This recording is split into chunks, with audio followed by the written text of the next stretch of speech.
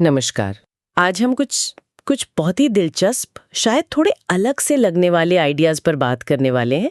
हमारे पास 3 YouTube clips हैं और ये हमें पॉप कल्चर में दूसरे आयामों की सोच से लेकर एस्ट्रल प्लेन की एक रहस्यमय दुनिया और फिर तारों तक की असली स्पेस यात्रा की मुश्किलों तक ले जाते हैं। तो आप सोच रहे होंगे कि भाई इन सब में कॉमन क्या है। एक तरफ तो फिल्मों वाले डरावने आयाम हैं, दूसरी तरफ ये एस्ट्रल ट्रैवल जैसी आध्यात्मिक या चेतना वाली बात, और तीसरी तरफ बिल्कुल सॉलिड साइंस और इंजीनियरिंग से तारों तक पहुंचना। सब अलग अलग लग रहा है ना। आज हम इन्हीं अलग अलग धागों को सुलझाने की कोशिश करेंगे। ये जो दूसरे आयाम हैं, ये हैं क्या चीज असल में? क्या हम सच में उनमें जा सकते हैं, मतलब चेतना से, या फिर किसी रॉकेट में बैठकर? और कितना सच है, कितनी कल्पना? चलिए शुरू करते हैं। फिर पॉप कल्चर से शुरू करते हैं क्योंकि वो शायद सबसे जाना पहचाना है। एक सोर्स एस्ट्रोफाजा का वो कुछ फिल्मों का जिक्र करता है, Event Horizon, the Mist, Pacific Rim. हाँ, वो फिल्में। उनमें दूसरे आयाम अक्सर मतलब एक दरवाजे जैसे होते हैं जहां से मॉन्स्टर या कोई खतरनाक चीज आ जाती है। बिल्कुल। ये फिजिक्स वाले एक्स्ट्रा डायमेंशन से तो बिल्कुल अलग है ना, जहां हम स्पेस टाइम की बात करते हैं। हाँ, बहुत अलग। पॉप कल्चर में आयाम या डायमेंशन शब्द को बहुत लूजली इस्तेमाल किया जाता है। अक्सर उसका मतलब होता है कोई दूसरी दुनिया, कोई पैरेलल यूनिवर्स, या बस कोई अनजान जगह। ये जरूरी नहीं कि वो मैथमेटिकल या फिजिकल डायमेंशन हो। और देखिए, सोर्स नॉर्स माइथोलॉजी का उदाहरण भी देता है वो यिग्ड्रासिल वाला पेड़ जो 9 लोगों को जोड़ता है। अच्छा, हाँ। तो ये आइडिया कि अलग अलग दुनियाएं जुड़ी हुई हैं, ये बहुत पुराना है। पर पॉइंट ये है कि जब हम आयाम बोलें तो हमें क्लियर होना चाहिए कि हम किसकी बात कर रहे हैं। हॉरर फिल्म वाला, मिथ वाला, या स्ट्रिंग थ्योरी वाला। सही बात है। और ये जो पॉप कल्चर वाले डरावने आयाम है, कहीं हमारे अपने डर को ही तो नहीं दिखाते?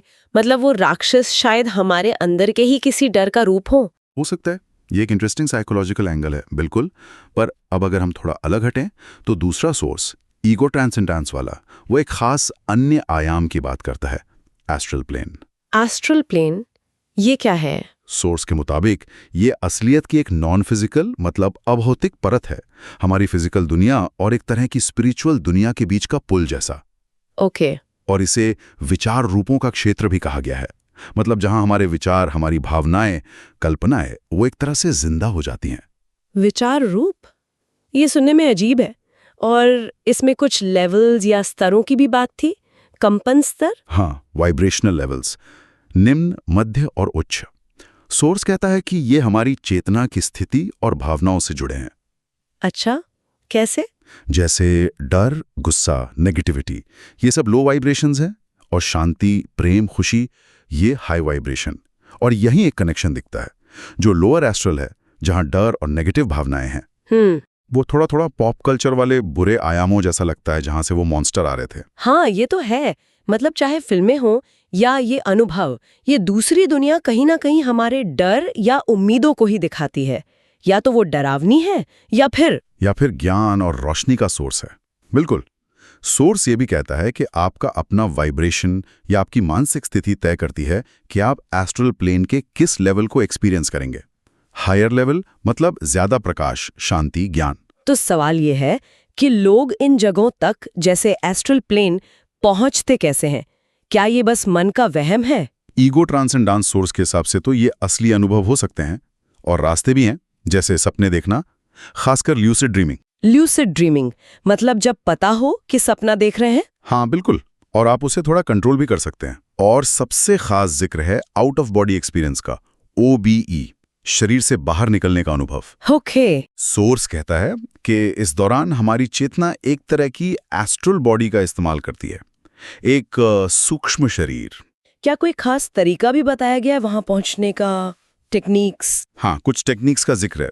एक है 4+1 टेक्निक, मतलब 4 घंटे सो, फिर 1 घंटे जागो, फिर वापस सोने जाओ, इस उम्मीद में कि सीधे एस्ट्रल स्टेट में चले जाओ। अच्छा। एक और है रस्सी की कल्पना करना, जैसे आप अपने शरीर के ऊपर हवा में लटक रही रस्सी को पकड़कर ऊपर खींच रहे हैं। बाइनॉरल बीट सुनने का भी जिक्र है, वो शायद ब्रेन वेव्स को बदलकर मदद करती हैं। और शरीर से अलग होने के कुछ संकेत भी बताएं, जैसे पूरे शरीर में तेज वाइब्रेशन होना, या अजीब सी भिनभिनाहट या तेज आवाजें सुनना। पर ये सब बहुत पर्सनल अनुभव बताए गए हैं। ये सुनने में बहुत ही अलग है। एक तरफ हमारी ये सॉलिड दुनिया, दूसरी तरफ ये चेतना के अनुभव। बिल्कुल, और यहीं पर एक और इंटरेस्टिंग पॉइंट आता है जिसका जिक्र एस्ट्रोफाजा वाले सोर्स में है। वो है हायर स्पेशल डायमेंशंस को इमेजिन करने की मुश्किल। हाँ, जैसे 4D या 5D। एग्जैक्टली। हम 3D में रहते हैं तो चौथा डायमेंशन कैसा होगा ये सोचना भी लगभग नामुमकिन है। सोर्स टेसरैक्ट का उदाहरण देता है 4D क्यूब, जैसा कि किताबों या इंटरस्टेलर फिल्म में था। हाँ, वो क्यूब वाला सीन कि हम चौथे आयाम की चीज को सीधे नहीं देख सकते हैं, हम बस उसकी 3D परछाई या प्रोजेक्शन देख पाते हैं। ये हमारी सेंसरी लिमिटेशन जैसी है, जैसे हम रेडियो वेव नहीं देख सकते पर वो है तो। सही बात। तो ये फर्क दिखाता है। फिजिकल या मैथमेटिकल आयामों को थ्योरी में समझना एक बात है, और एस्ट्रल प्लेन जैसे आयाम का कथित तौर पे अनुभव करना वो बिल्कुल दूसरी चीज है। एक बाहरी दुनिया की खोज है, दूसरी शायद अंदरूनी दुनिया की। और अगर कोई इन एस्ट्रल प्लेन्स में पहुंच जाए, जैसा वो सोर्स दावा करता है, तो वहां मिलता कौन है? कोई है वहां? सोर्स के मुताबिक हाँ, कई तरह की नॉन फिजिकल एंटिटीज या चेतनाएं हो सकती हैं, जैसे स्पिरिट गाइड्स जो मदद करते हैं, फिर कई तरह के एस्ट्रल प्राणी जिनमें हमारे अपने या दूसरों के विचार रूप भी हो सकते हैं। विचार रूप? हाँ, या एग्रेगोर, मतलब किसी ग्रुप की कलेक्टिव सोच से बनी एनर्जी। और कुछ परजीवी जैसी चीजें हैं, या लार्वा भी जो नेगेटिव एनर्जी पर जीते हैं। फिर मरे हुए लोगों की आत्माएं जो शायद आगे नहीं बढ़ी हैं, कुछ हाई लेवल के मास्टर्स या गुरु, और सोर्स एलियंस का भी जिक्र करता है, जैसे प्लेडियन वगैरह जो एस्ट्रल में मिल सकते हैं। ये फिर से पॉप कल्चर जैसा लग रहा है, मॉन्स्टर, एलियन। पर यहाँ सोर्स सिर्फ उनके होने की बात नहीं कर रहा, बल्कि उनसे डील कैसे करे ये भी बता रहा है। हाँ, ये जरूरी पॉइंट है। पॉप कल्चर तो अक्सर बस डरा देता है। द मिस्ट वाले मॉन्स्टर्स याद हैं? हाँ, बिल्कुल। लेकिन ईगो ट्रांसेंडेंस, सोर्स समझदारी और विवेक, डिसर्नमेंट पर जोर देता है। वो कहता है कि एस्ट्रल में मिलने वाला हर कोई दोस्त नहीं होता। उनके इरादे पहचानने के तरीके बताए हैं, जैसे अपनी गट फीलिंग पर भरोसा करना, उनसे मिलते वक्त अपनी भावनाओं को देखना, डर लग रहा है या शांति, उनसे सीधे उनका असली रूप दिखाने को कहना, और सबसे जरूरी अपनी प्रोटेक्शन का इरादा पक्का रखना। सोर्स ये भी बताता है कि वहां कम्युनिकेशन अक्सर टेलीपैथिक होता है, बिना बोले सीधे विचार या भावनाएं समझना। ये हमारी नॉर्मल बातचीत से कितना अलग होगा। पर हाँ, ये सब उस सोर्स के बताए पर्सनल अनुभव हैं। तो ये तो हुई चेतना की उड़ान, एस्ट्रल दुनिया की सैर, जहां शायद पल भर में पहुंच सकते हैं थ्योरी में। पर अब गियर बदलते हैं, बिल्कुल सॉलिड फिजिक्स और इंजीनियरिंग पर आते हैं। इंटरस्टेलर यात्रा, मतलब हमारे सोलर सिस्टम से बाहर दूसरे तारों तक जाना। एस्ट्रोफाजा का दूसरा सोर्स इसी पर है। और यहाँ सबसे पहली और सबसे बड़ी दीवार है दूरी, डिस्टेंस। सॉर्ट्स याद दिलाता है कि ये दूरियां कितनी ज्यादा हैं। हमारा सबसे तेज स्पेसक्राफ्ट वॉयेजर 1 जो 77 में लॉन्च हुआ था, हाँ वॉयेजर, वो अब जाकर कहीं सोलर सिस्टम के किनारे तक पहुंचा है। अगर वो हमारे सबसे पास वाले तारे प्रॉक्सिमा सेंटोरी की तरफ जा रहा होता तो उसे पहुंचने में करीब 40,000 साल लगते। 40,000 साल? ओह, मतलब हमारी पूरी सिविलाइजेशन का इतिहास भी इससे कम है। ये तो सोच से भी परे है। तो क्या कोई रास्ता है इसे कम करने का? यहीं पर आते हैं नए बहुत ambitious ideas. Sorts breakthrough Starshot project के बारे में बताता है। स्टारशॉट? हाँ, ये कमाल का आइडिया है। हजारों बहुत छोटे कुछ ग्राम के नैनोक्राफ्ट्स बनाने का प्लान है। इन पर बड़ी लाइट सेल मतलब प्रकाश पाल लगी होंगी। ओके। फिर जमीन से या ऑर्बिट से बहुत पावरफुल लेजर से इन सेल्स पर रोशनी डाली जाएगी, और वो धक्का इन्हें लाइट की स्पीड के करीब 20% तक तेज कर देगा। मतलब लगभग 60,000 किलोमीटर प्रति सेकंड। 60,000 किमी प्रति सेकंड? हाँ, टारगेट है कि ये नैनोक्राफ्ट करीब 20 साल में प्रॉक्सिमा सेंटोरी पहुंच जाएं। 20 साल? 40,000 के मुकाबले तो कुछ भी नहीं। पर क्या ये हो सकता है? इसमें क्या मुश्किलें हैं? मुश्किलें बहुत बड़ी हैं। पहली तो यही कि लाइट की 20% स्पीड तक पहुंचना ही जबरदस्त इंजीनियरिंग चैलेंज है। जितने पावरफुल लेजर चाहिए वो अभी हमारे पास है नहीं। फिर इतनी तेज स्पीड पर स्पेस में उड़ते हुए धूल के कण से टकराना भी खतरनाक हो सकता है। 20 साल की यात्रा भी कम नहीं है। और शायद सबसे बड़ी चुनौती कम्युनिकेशन। हाँ, डेटा वापस कैसे आएगा? बिल्कुल, इतने छोटे क्राफ्ट, शायद एक चिप जितने बड़े, उनसे 4 लाइट ईयर दूर से सिग्नल भेजना। न पावरफुल ट्रांसमीटर, न बड़े एंटीना, न ज्यादा एनर्जी। एक उम्मीद है कि भविष्य के बड़े टेलीस्कोप जैसे SKA शायद वो बहुत कमजोर सिग्नल पकड़ लें, पर यह अभी सिर्फ उम्मीद है। क्या सोर्स कुछ पुराने बड़े वाले इंटरस्टेलर मिशन आइडियाज की भी बात करता है? हाँ, करता है। कुछ और पुराने बड़े प्लान्स का जिक्र है, जैसे प्रोजेक्ट डेडलेस और प्रोजेक्ट लॉन्ग शॉट। ये 70s और 80s की स्टडीज थी। डेडलेस में एक बहुत बड़ा अनमैन्ड स्पेसशिप था जो फ्यूजन इंजन से चलता, ड्यूटेरियम और हीलियम 3 वाला। लॉन्ग शॉट भी न्यूक्लियर था, न्यूक्लियर धमाकों से धक्का देने वाला, और इसे इंसानों के साथ भेजने का सोचा गया था। ये शहर जितने बड़े यान होते। इंसानों के साथ? पर इतनी तेज स्पीड पर जी फोर्स का क्या होगा?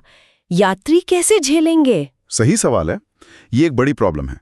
सोर्स बताता है कि शायद यात्रियों को किसी तरह के डैम्पिंग सिस्टम में रखना पड़े। हाँ। साइंस फिक्शन में दिखाते हैं ना कि वो किसी लिक्विड में डूबे होते हैं। हाँ, देखा है। वो शायद जी फोर्स का असर कम कर सकता है, पर ये सब अभी बहुत दूर की बातें हैं। तो अभी हम कहाँ हैं और ये इंटरस्टेलर सपने कहाँ हैं?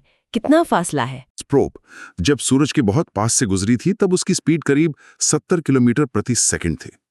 70? और स्टारशॉट को चाहिए 60,000? एग्जैक्टली। इस 70 किलोमीटर सेकंड से भी प्रोक्सिमा सेंटोरी पहुंचने में करीब 18,000 साल लगेंगे।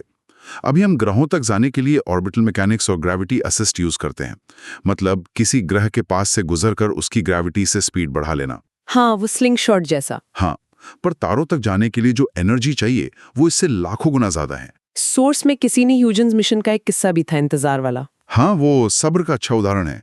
कैसिनी को शनि तक पहुंचने में ही 7 साल लगे। फिर जब ह्यूजेंस लैंडर टाइटन पर उतरा 2005 में, तो जमीन पर साइंटिस्ट को पता था कि लैंडिंग हो गई होगी, पर सिग्नल आने में 1 घंटा 20 मिनट लगे। सोचिए, सालों की मेहनत के बाद उस सिग्नल का इंतजार।